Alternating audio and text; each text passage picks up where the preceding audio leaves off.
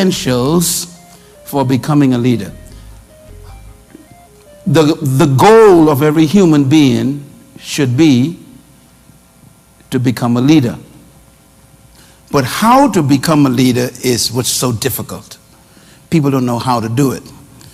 And especially those who are from a history of a culture of oppression. It's very difficult. So I want to talk about how to cultivate and develop the leadership power in you, and how to also help others experience that power. Leadership, as we learned in the last few sessions that I did with you, is inherent in every human being. Every human was born to be a leader, but most of them will die as a follower. And that's because they are born in a culture that doesn't allow you to develop or discover your leadership ability. And this is why many of us are still struggling with even believing that that is possible. So this is my philosophy. Every human being was born to lead, but they must become a leader. This statement implies a reality and a process. The best way to describe the principle of this statement is every seed was created to become a tree, but it must become the tree. So there's a tree trapped in every seed, but in order for the tree to come out of the seed must submit to a process, which means it must be put in the soil, it must be given moisture, it must be given nutrients from the soil, it must receive sunlight, so then the tree begins to emerge. The same thing is true about you. Inside of you is a leader God created, but there must be a process that you submit to become that leader. And so people ask me, are leaders born or are they made? The answer is both. You are born a leader, but you must be made into a leader through a process. And this is why teaching on leadership is so important. So a title doesn't make you a leader. So here's my philosophy. I call it the original philosophy of leadership. First of all, this is a biblical principle. Trapped in every follower is a hidden leader. Number two, every human being was created to lead, and they were designed to dominate. You are wired to have dominion, but not over people. So leadership potential resides in every human being, and that's because God created you to be a dominating creature. That leads to point number 4. You were born to lead, but you must become a leader, and that's because true leadership is self-manifestation. Is a mango seed a mango tree? The answer is yes. But in order for that mango seed to manifest the tree, it must go through a process. So you could emphatically say without any contradiction that in every mango seed there's a mango tree. No question about it. The problem is it must be manifested. That leads me to point number 6, and that is the purpose for true leadership is to produce leaders. If you are a true leader, you will find that your desire would be to help other people become leaders and not make them followers. Many of the people we call leaders, they need followers. So they stop you from becoming like them, or they prevent you from progressing because they are suffering from what I call inferiority complex. But a true leader has the passion to make other people great. They want other people to succeed. And the reason why is because they feel so secure in themselves that they know you can't compete with them. So your greatness doesn't threaten their self-esteem. They are so confident in who they are that they are not afraid to make you who you are. That's what true leadership is about. It's about helping other people achieve greatness. Now, that philosophy is very true biblically because I want to tell you about what true leadership looks like. First of all, true leadership is not control. It's actually service. A true leader is not one who controls people or controls organizations or controls departments, but a true leader is one who serves people, who serves organizations, who serve the world. And it is that service that makes them great. That means that leadership is not about power. It's about empowering other people. It's about helping other people become great. If you are placed in a position of leadership, you will show your success by empowering other people to become them true selves. That leads to point number 3. Leadership is not about manipulation. It's about inspiration. True leaders don't manipulate people, they inspire people. When you cannot inspire people, you must manipulate them. But the problem is, once you manipulate them, you're no longer a leader. You are suddenly a dictator. So true leaders don't manipulate, they inspire people. That means the point number 4. Leadership, therefore, is not about controlling people, it's about finding purpose for your life. Leaders are so consumed by pursuing the purpose for which they were born that they have no time to oppress people. Leaders are generated by a sense of purpose, not a sense of making people subjected to them. So leadership really is about purpose more than it is about people. And we'll explain in a minute how that works. And number 5, leadership is about becoming more than doing. A lot of people believe that leadership is about a lot of activity, you know. But leadership has more to do with discovering who you are and then deciding to become it. It's like a seed discovering, I am a tree. And then they spend the rest of their lives becoming that tree.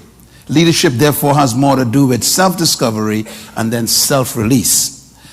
So leaders are always in competition with themselves. They know who they really are, and they will never rest until they become it. So a leader is someone who sees their end and then decide to pursue it at all costs, even at the risk of being misunderstood, of being rejected, being criticized. That's why true leaders can handle high criticism. They're not pressured by popularity. They're more concerned about being true to themselves than being true to people. And this is why it's hard to find true leaders, because many people who claim to be leaders, they have no conviction about themselves. And this is why it's tough to really help people become leaders. They are trained not to trust themselves. I went through this myself, and I'll show you some of the process that I went through in my own life. Okay, here's my definition of leadership, one that I have crafted over the last 40 years. And it took me 40 years to write this one sentence. What is leadership? Definition. Leadership is the capacity to influence others through inspiration. That inspiration is generated by a passion, which is motivated by a vision, birthed by a conviction, produced by a purpose. Long sentence, every word is important. I'm going to read it again. What is leadership? Leadership is the capacity to influence other people through what? Inspiration. Generated by what? A passion. Motivated by what? A vision. Produced and birthed by what? A conviction. And the conviction comes from what? Your sense of purpose. So leaders have all of these qualities in their lives. Each one of these words are important because they describe a certain attribute of leadership that has to be present for a person to be defined as a leader. I have read literally over 200 books on leadership myself, and still reading them. Every month I buy a new book or so on leadership. And I discovered in all the definitions that no book satisfied my definition, so I created my own. And now they're quoting me. Why was I not satisfied? Because I couldn't find a definition that was comprehensive enough to include all the unique qualities that I discovered when I studied great leaders like Jesus Christ, or Moses, or Paul the Apostle, or some of our modern day leaders like Martin Luther King Jr., or Mahatma Gandhi, people who like Mother Teresa, Corrie ten Boom, people who impacted their generation. They all had these qualities. And you cannot become a leader fully until you encompass all of these qualities. So here's my recommendation. If you want to become an effective generational leader, you have to turn this sentence upside down. And you start from the bottom. Here's why. Because a true leader never tries to be a leader. Leadership is a result of a process. And it starts at the bottom. And this is why when people decide, I'm going to be a leader, they never become a leader. Because the average reality is that a true leader doesn't even know when they become a leader. People have to tell them. Here's why. You start from the bottom. First, they discover a sense of purpose. Purpose is discovering an original reason for your birth. You begin to discover that I was not a mistake. I'm not a biological mishap. Now, this has to happen to you personally. There has to be a point somewhere in your life where you got a revelation that I was born to do something important. You will never become a leader until that happens to you somewhere along the line in your life. There's got to be an encounter with yourself and with your Creator, which defines that you were born for a purpose. There was an intent for your birth. When a person discovers that, then the second experience kicks in, and that is conviction. Everybody say conviction. All true leaders have conviction. What is conviction? Write it down. Conviction is a belief in your significance. Now, what does that mean? When you discover your purpose, you automatically discover that you are important to the world. I know that sounds almost unimaginable for you. Now, I bought you, and by the way, I need my Chinese books back, okay? But I bought you this book for a reason. The largest country in the world is China. 1.3 billion people. They are the most powerful economy and emerging nation in the world. And I was born in Bain Town in a wooden house in this island. And my books are one of the best-selling books in China. Now, could a Bahamian be that important? Let me try it another way. Most of you doing business with China, you import from China. I export to China. You can get that afterwards. Can a person become so important that the most powerful economy in the world imports their product? Now, I must warn you about number two, though. When you encounter number two, it is a spiritual experience. And this is the point of a leader's life where they argue with God. All of them argue with God, including Jesus. There's this experience you go through. I don't know if Pastor Dave went through that yet, but that experience you will go through, Dave, where you suddenly realize, I am important to the world. I have something they need. And that's hard to accept because you're going to have to believe in your own importance. And you've been conditioned to believe you are not important. My culture taught me that I must not speak of myself too much. And that I must not be proud. I must not be so self-confident. And our culture gravitates against the idea that I am special. And they call it selfishness. So psychologically, deep in your mind, you are conditioned not to believe you are significant. As a matter of fact, to prove it, you are so busy trying to fit in, you never stand out. We are driven to be accepted instead of being exceptional. And you're battling this because this is our culture. So conviction is when you discover, I was born for a purpose and the world needs my purpose. I hope you get that in this class the next few weeks. Somehow you have a connection with who you are and why you are. conviction. Now, I'm going to tell you about conviction, because conviction will always begin to show up in pictures. And that's why number 3 is vision. You begin to see how you're supposed to help the world. You begin to see how you're supposed to contribute to your generation. Again, this is tough teaching this, because I can feel it. You've been trained to get a job, pay bills, and die. That's it.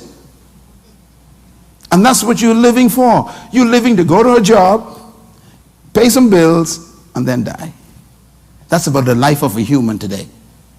No significance, no importance, no value, no worth, no contribution to humanity, no transforming your generation, no impacting the nation, no making a difference in your community. It's just get a job, pay bills, die.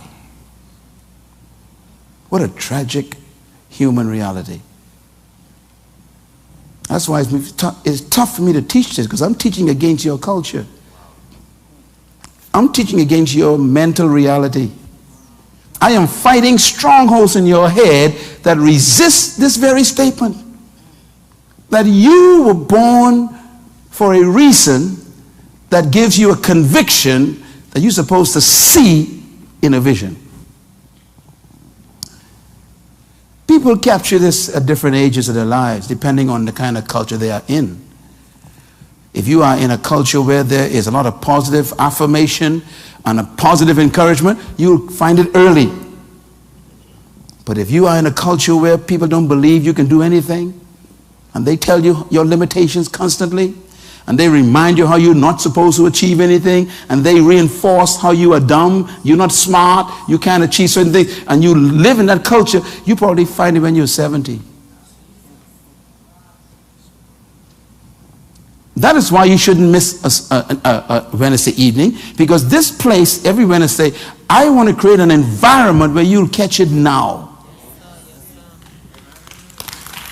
You have to. Otherwise, you're going to live a miserable life where you are basically employed and never deployed. It's tough to find people with vision. By the way, vision is purpose in pictures. I call it purpose in technicolor. When you begin to see your purpose in pictures, it is called vision. It's like a seed seeing the tree with fruit on it. That's vision. The seed sees itself as a tree with fruit in it, while it is a seed. That's vision. Most of us are trained not to believe our visions. As a matter of fact, we are conditioned to be afraid of them, because your vision is a photograph of your end. And the problem is, we believe our beginning is our end. We are born in certain conditions where we believe this is my plight forever. I have come to tell you that the end of a thing is greater than its beginning. You're not supposed to die where you was born. I'm talking about state of life. Your vision is your future address. Your vision is your destiny in photographs. You have to see it.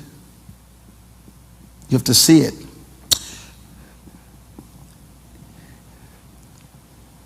Martin Luther King Jr. He's in this list right here.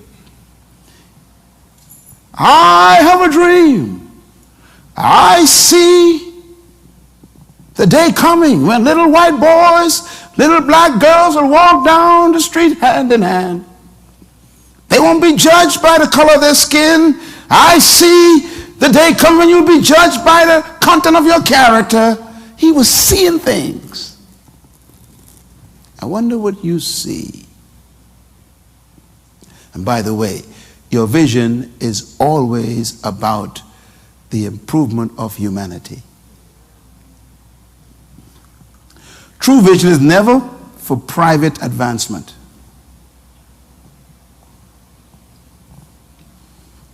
True vision is always defined by the ability to improve other people's lives. All true vision is about improving other people. So if you have a vision of a big house, I see a big house. That's not vision, that's ambition. Matter of fact, it's called private ambition. That's not a vision. True vision is always about people. I have a dream. I see the day coming when little boys, little girls, he saw other people achieving greatness.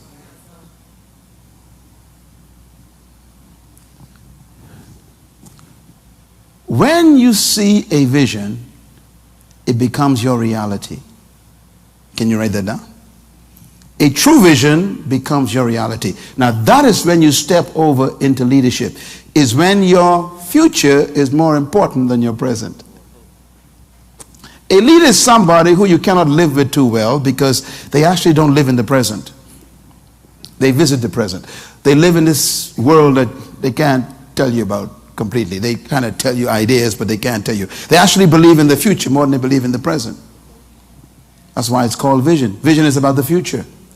When a person captures a vision that they believe more than the present, then passion takes over their lives. Now, passion is important because passion is a desire that is stronger than death.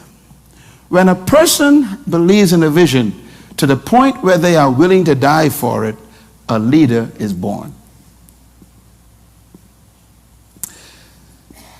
This is very important. If you were to put bin Laden in that list, right? What would be the problem in that list with bin Laden? Can you tell me? Just look at the list. We got purpose, conviction, vision, passion. Okay. Bin Laden had what? Purpose. He believed that he was born, whatever, in Islam. He had what? Conviction. He believed in it so much that he thought he was important. He had what? Vision. He saw a vision of a country, Saudi Arabia, where he was born, without American influence. Only Islamic influence. That was his vision. He saw a country with pure Islam. But he had what? Passion. He was willing to what? Die. So what's the problem in that list with him? It's number 3, isn't it? His vision was not to help people, but to kill them. So if your vision is to destroy human life, it cannot be a divine vision from God. See, this list helps you identify where you are too. Is your vision to have a big house and a nice car and $1 million in the bank? Then that's not a true vision. That's ambition. Because that don't help nobody except you. So true vision is about improving other people's lives, making them better, teaching them to become great, improving them. So if your business is not to improve other people's lives, it's not a business from God.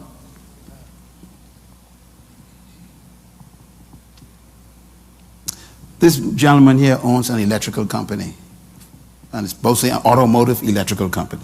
One of the top ones in the country, the longest, I guess, Bahamian ownership ones in the country.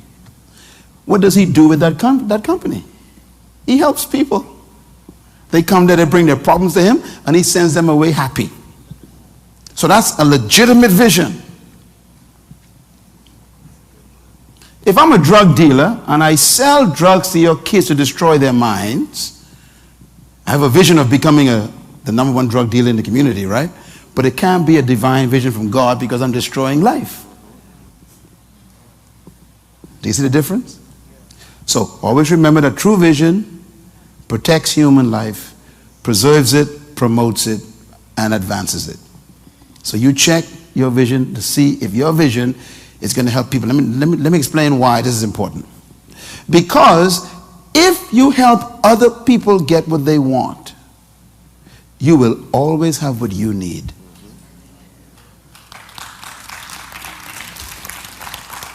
And this is why giving is more important than receiving. That leads me to number 5. Passion produces inspiration. Now, people are inspired by your passion, not by your preaching. People are inspired by your passion, not by your shouting. What is passion? a willingness to die for what you believe. People are inspired when they meet someone who believes in something so deeply that they are willing to die for it. This is why, this is the negative example, this is why many terrorists, young people, were willing to obey bin Laden. Because they say, he's willing to die for it. He's willing to live in the mountains, in the caves. This man must be really someone who believes in this. I'm believing this too. So they strap bombs on their bodies and do exactly what he told them to do. Well, here's a positive one. Jesus Christ, his first statement to his disciples was, they are going to arrest me and they are going to kill me. In other words, my belief is so strong, I'm willing to die for what I believe because I want to save mankind. The disciples were willing to die after that because he was willing to die. Never ask a person to believe in something you ain't willing to die for. Dr. Munroe, I want to open up a business. I got a vision to open a business. Okay, that's fine. Good. So what are you putting into it first? You want to borrow my money? What are you putting in it first? Well, I need $5,000. Okay. So what are you selling out of your house first? In other words, if you ain't willing to invest in it, why am I going to be giving you stuff? Passion. Everybody say passion. Passion inspires people. Inspiration is when you generate meaning in other people's lives. When you give them meaning for their lives by your passion. They begin to feel that they are doing something important if they join you because it's important to you too. When you give people meaning, they will give you their authority. That leads me to point number 6. It's called influence. When people submit their influence to you, it is literally them giving you their authority, which comes along with their resources, which includes their time, their talent, and maybe even their money. That comes from influence. Influence is an act of the influenced, not the influencer. For example, Jesus told the disciples, follow me. Now, follow is an invitation, which means that they had to make the decision to actually do it. He didn't force them to come. He just said, follow me and I'll make you leaders of men. So they had to actually decide to follow him. Influence is when people are so impacted by your conviction of character that they are willing to surrender their authority to your cause. That's called following. When people are influenced by you, then they call you a leader. So leaders are made by the people. You don't collect people to become a leader. You suddenly realize that people are following you, that's all. You are so busy pursuing, number one, purpose, that people are impressed by your passion, and therefore they become inspired by your dedication to your cause. You influence them to believe in it so much that they follow you. You turn around and say, what are you doing? And you realize that people are believing in you. So true leaders never seek followers. Followers are attracted to true leaders. I didn't try to find anybody in this church to follow me. I really didn't. And you know that. Some of you have been here for a long time, believing in this vision and my passion and my desire to fulfill the vision of training people to become great leaders. And that's why you come here, because you want to join me in that cause. You yourself want to become great, obviously. But that's a good passion. And I wonder, wow, where did they come from? True leaders don't seek followers. Followers are attracted to true leaders. They are attracted to your passion and they are inspired by your dedication. If you want your children to read, for example, lead them. How? Let them see you reading books all the time. Whatever you put your time and effort into, people will be impressed by, including your children. So you tell your children, don't watch TV. And then they see you passionately at TV every day for 5 hours watching movies. And they're like, you telling me not to watch it? How come you watched it all this time? And they're confused. Whatever you put your time into is what people believe is important to you.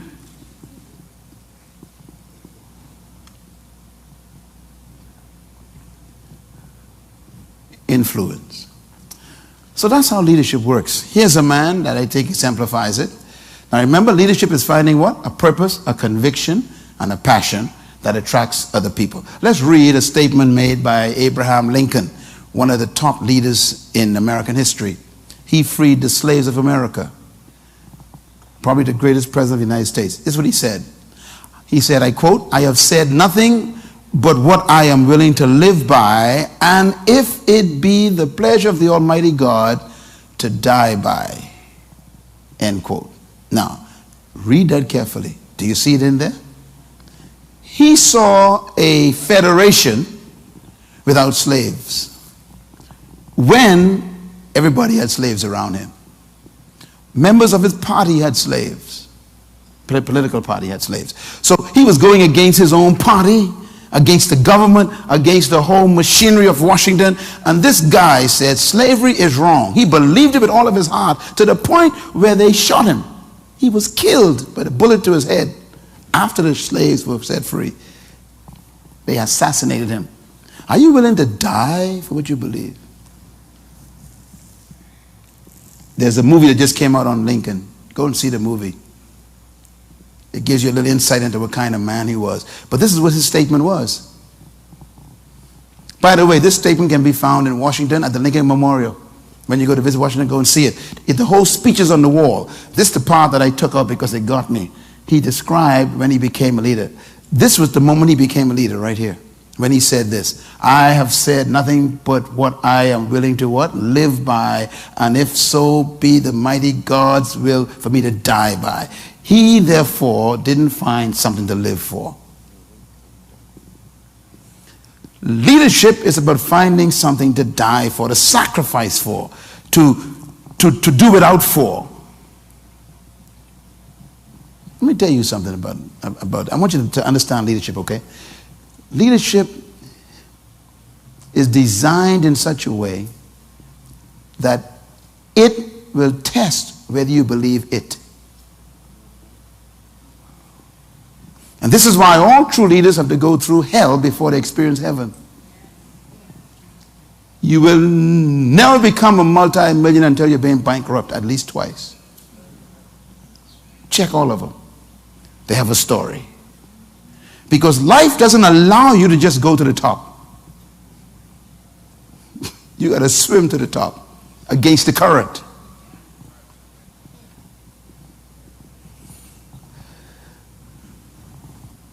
You got a mango seed with a tree in it.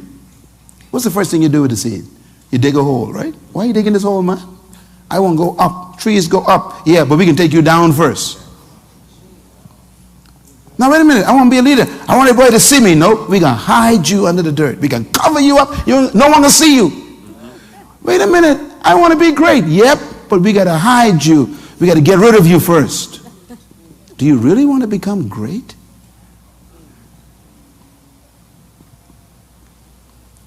He found something to die for. Nelson Mandela, the picture on the screen. Here's what Nelson Mandela said over 100 years later. Let's read it together. He says, it is an ideal which I hope to live for and to achieve. But if it needs be, it is an ideal for which I am prepared to die. End quote. He was talking to the government of South Africa against apartheid. Do you see those statements similar to each other? They didn't know each other. Almost the exact words. They didn't know each other. I remember the day when I said that. I said something similar. I didn't know about these at that time.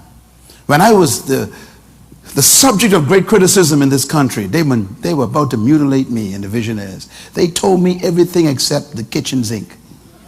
And you know what? I believed in what I was doing so much, I remember telling my mother and daddy, I don't care if they kill me. I believe in what I'm doing. You know why most people don't succeed in life? They ain't willing to die for what they're living for. Look at that statement. I am prepared to die. Now here's why that's so important. If someone is prepared to die, they're already dead. Am I right? In their minds. So you cannot threaten them with death. That's why they become a problem.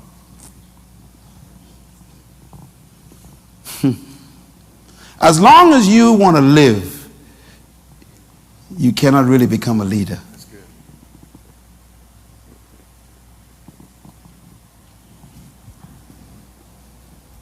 If you are willing to go through the test of losing everything, being misunderstood, being abused, being talked about, being criticized, being demeaned, becoming the subject of castigation. If you ain't willing to go through that stuff, you ain't gonna make it.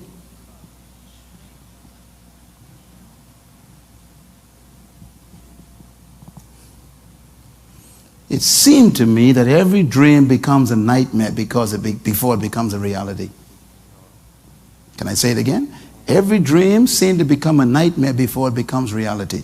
You got to go through this burial, this point of death, this point of no return, and then you return.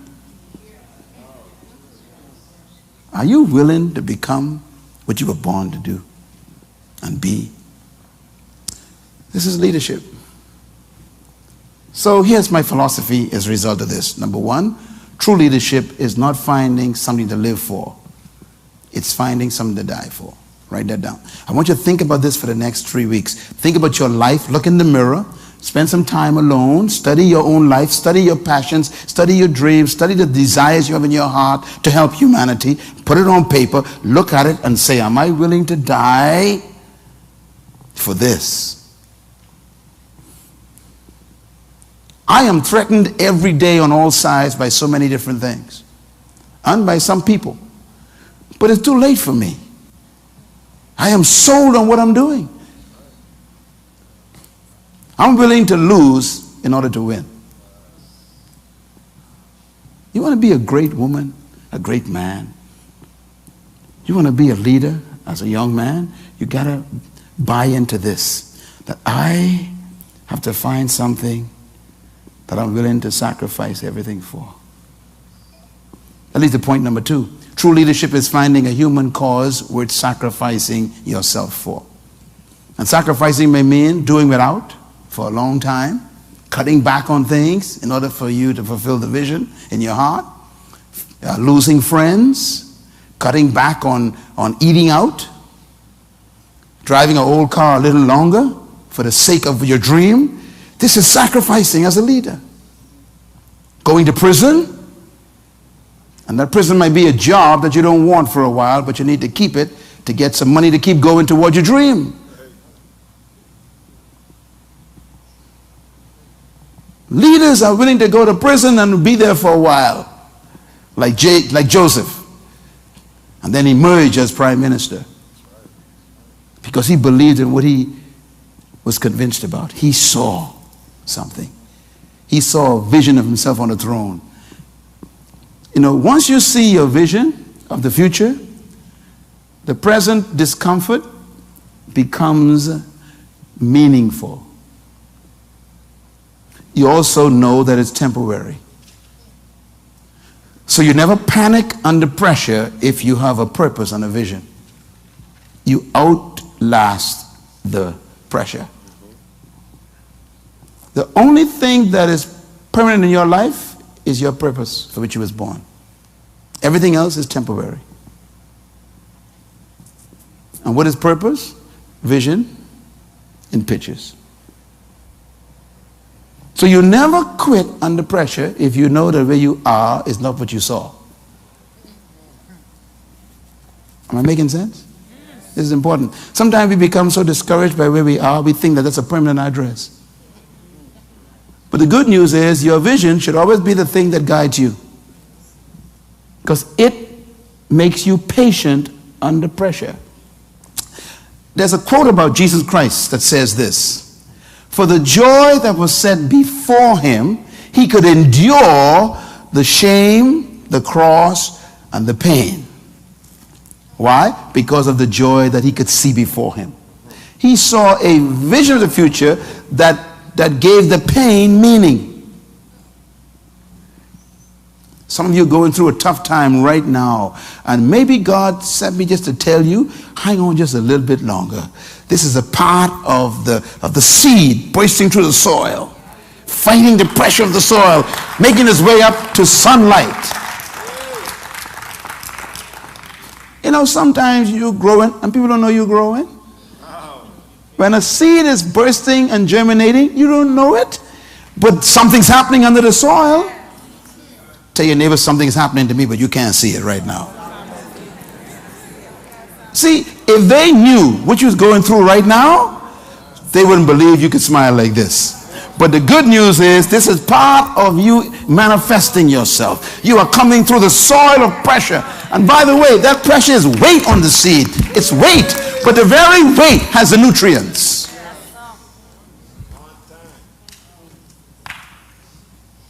That's where you get your nutrients from. At least the point number 3. Read this and write it down. True leadership is discovering the problem you were born to solve. Now, I know this may be kind of difficult. You know, one day I'm going to do a whole course on this because people have difficulty with this concept. But everybody was born to solve a problem. Now, don't get me wrong. You know, problems are simply needs that need to be met. So you were born to meet a certain need in humanity's needs. You were born to serve a certain purpose in humanity. You were born to do something that we need done.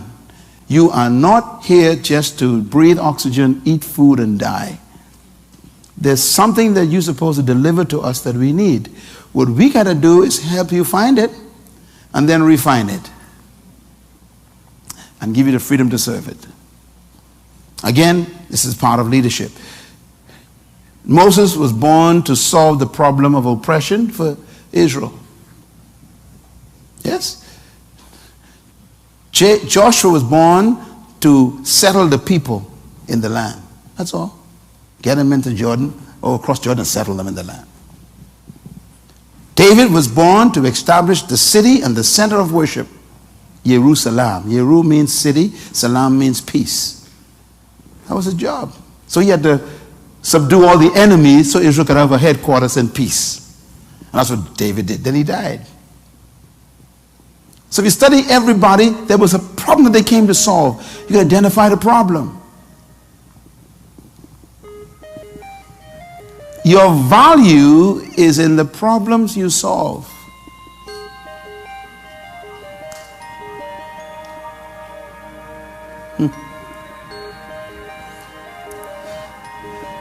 Depending on the problem that you were born to solve determines how much you are worth to your society.